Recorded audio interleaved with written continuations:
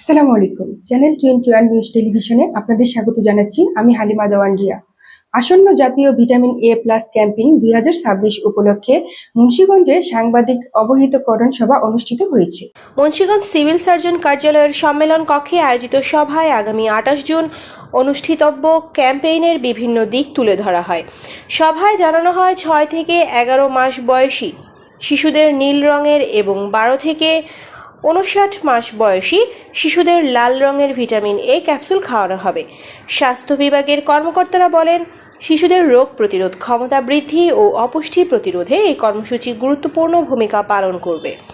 সভায় উপস্থিত ছিলেন মুন্সিগঞ্জের civil surgeon doctor Sajeda Begum Polin, civil surgeon কার্যালয়ের সহকারী অধ্যাপক ডক্টর জসিমউদ্দিন ভূঁইয়া সহ স্বাস্থ্য বিভাগের বিভিন্ন কর্মকর্তা। অনুষ্ঠানে জেলার প্রিন্ট, ইলেকট্রনিক ও অনলাইন গণমাধ্যমের সাংবাদিকরাও উপস্থিত ছিলেন।